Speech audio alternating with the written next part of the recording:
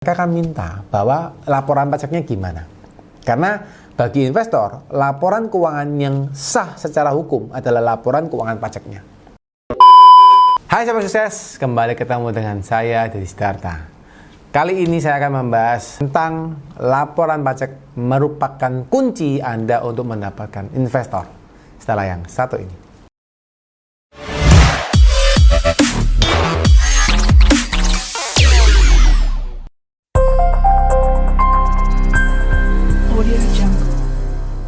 Oke guys, ini topik ini khusus buat teman-teman yang sudah berpikir soal investor gitu ya, atau teman-teman yang lagi mikirkan soal investor ya. By the way, banyak DM di saya, Pak saya pengen investor Pak, saya pengen dapat investor Pak gitu ya, saya punya ide Pak gitu, dan kawan-kawan. Nah itu banyak sekali dan mohon maaf teman-teman, saya nggak bisa bahas satu-satu ya, karena saya juga mesti milih ya, karena terlalu banyak tawaran yang masuk ke saya ya.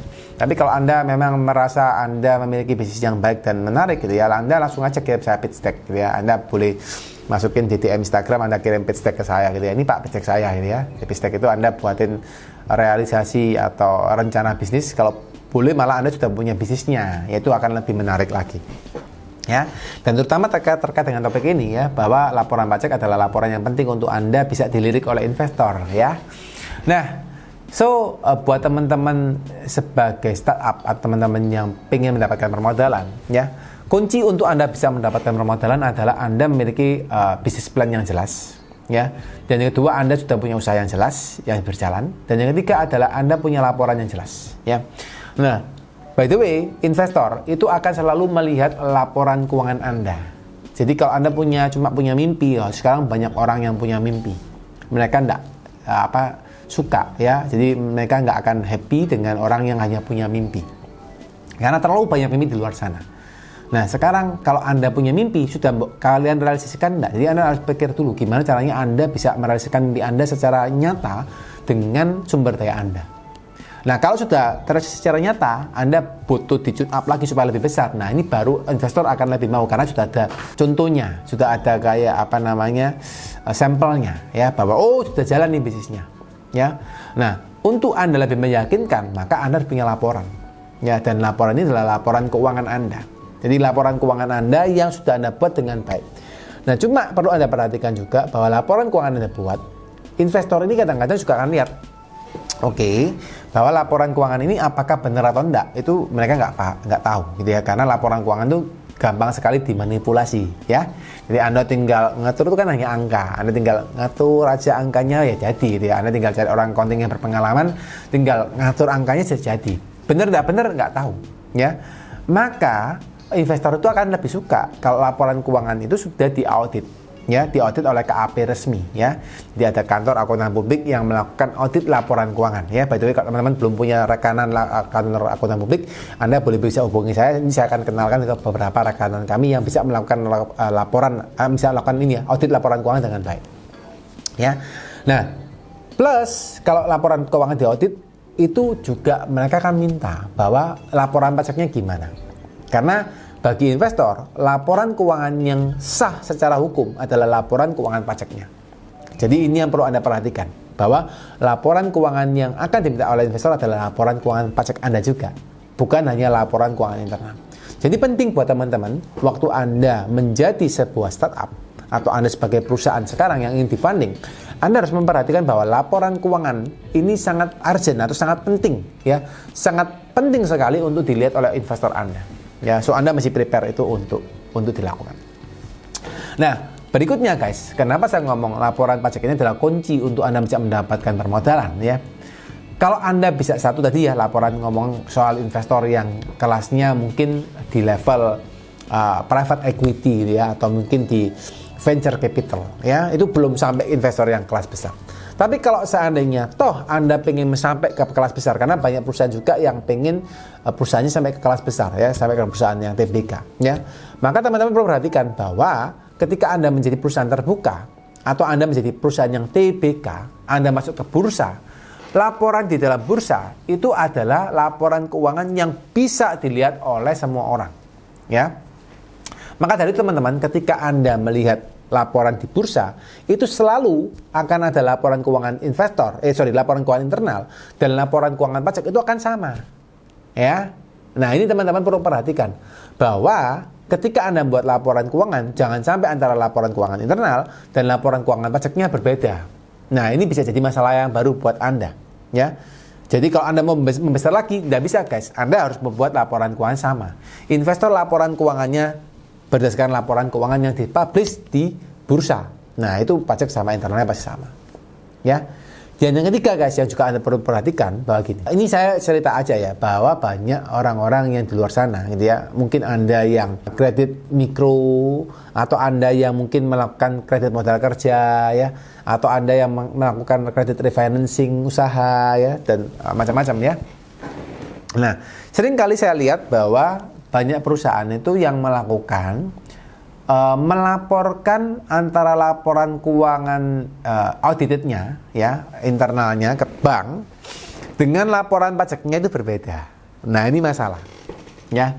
Jadi laporan keuangan pajaknya berbeda dengan laporan keuangan internal. By the way guys, kalau teman-teman lihat kondisi itu, yang terjadi adalah apa? Adalah sekarang kelihatan nggak apa-apa gitu ya. Jadi laporan pajaknya itu berbeda dengan laporan audit. Kadang-kadang bisa berbeda gitu ya, nggak tahu kenapa gitu ya. Jadi ada yang masih melakukan seperti itu gitu ya. Jadi laporan pajaknya, karena laporan pajak, laporan auditnya itu mungkin, mohon maaf gitu mungkin ya, tidak sebenarnya gitu ya mungkin ya. Nah, ini jadi masalah ya. Anda menyajikan datanya kepada pemeriksa sama kepada auditornya berbeda. Nah, ini yang bisa jadi masalah gitu ya. Karena pajaknya supaya lebih kecil misalnya. Nah, by the way guys, ketika yang terjadi seperti itu, yang akan terjadi bisa jadi kemudian hari bahwa pajak ini akan link dengan laporan di bank. Ya, karena anyway waktu Anda submit laporan audit, ini kan laporan utang. Anda kan utang sama bank. Nah, ketika Anda utang sama bank, teman-teman, maka ini akan gampang kelihatan karena utang itu akan dilaporkan. Ketika Anda utang akan dimintain laporan audited dari perbankan. Disambungkan dengan laporan pajak Anda. Loh, kok beda? Nah, ini yang sekarang belum terjadi ya, tapi saya yakin dan percaya ke depan akan terjadi. Kalau itu sampai terjadi teman-teman, antara laporan audit Anda dengan laporan pajak Anda berbeda, ini yang akan menjadi masalah baru buat perusahaan Anda. Terutama teman-teman yang pengen dapatkan investor ya. Belum dapat investor ternyata udah masalah di pajak ya. Terus masuk kasus di laporan perpajakan ya, masih di Google masuk ya, PT ini dapat kasus di pajak, nunggak pajak sekian miliar. Nah, itu investor simpel banget guys. Investor kalau mau nge-searching Anda dia akan lihat historis Anda di internet ya, tinggal dicek. Oh, PT ini gimana isunya? Oh, muncul ya, nunggak pajak 5 miliar ya, masalah dengan fiskus ya, batal guys. Mereka tidak mau invest Anda. Jadi kalau mereka sampai dapat masalah Anda, isu soal PTX gitu ya, muncul, udah tidak mungkin Anda akan dapat investor. Jadi memang mendapatkan investor ini adalah sebuah kredibilitas ya. Anda perlu membuat kredibilitas Anda itu meningkat, atau istilahnya gini, Anda bisa menjadi perusahaan yang bisa dipercaya ya. Kalau Anda bisa menjadi perusahaan yang dipercaya, maka investor itu akan lebih gampang untuk mau dengan Anda. Tapi kalau misalnya Anda tidak bisa dipercaya, ya udah nggak mungkin.